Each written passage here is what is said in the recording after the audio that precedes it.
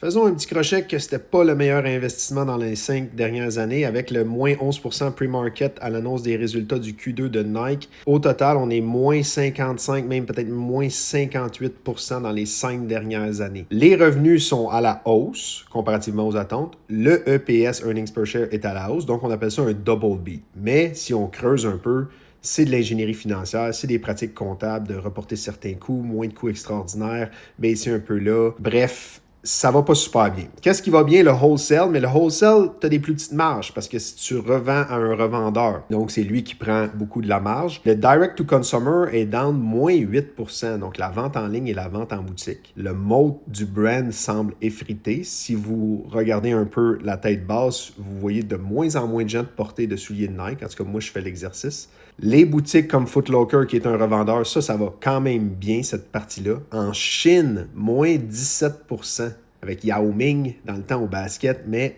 ça va pas super bien. Qu'est-ce qui va bien pour Nike? Ben, les coûts, ils ont réussi à les contrôler, plus que la baisse de profit.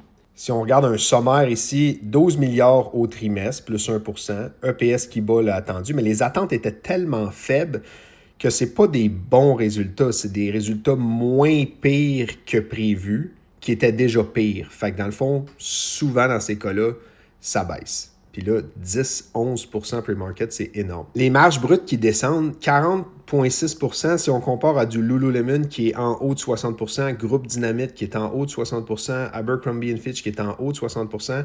American Eagle, ça ressemble à du 40%. Souvent, c'est des brands qui ont perdu leur mode, qui ont perdu leur avantage concurrentiel tellement fort que tu peux charger le prix que tu veux. Est-ce que Nike peut augmenter son prix pour aller chercher une plus grande marge? J'ai vu le prix des souliers au Sport Expert, je pourrais te dire que je ne miserais pas là-dessus. Pour assister à un revirement de situation, je pense que ça prend absolument des marges qui remontent. Faut pas nécessairement que ça jump, mais il faut voir une croissance et non une décroissance des marges. Il faut absolument que le direct to consumer, ce qu'on appelle DTC, vente en ligne, vente en boutique, se stabilise, qu'il soit flat nerd, pas négatif.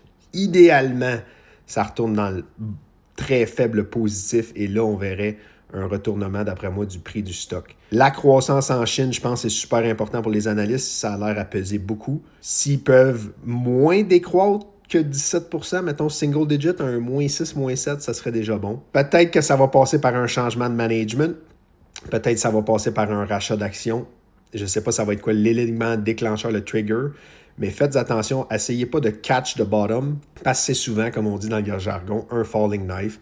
Attendez que ça remonte avant d'embarquer si vous voulez embarquer.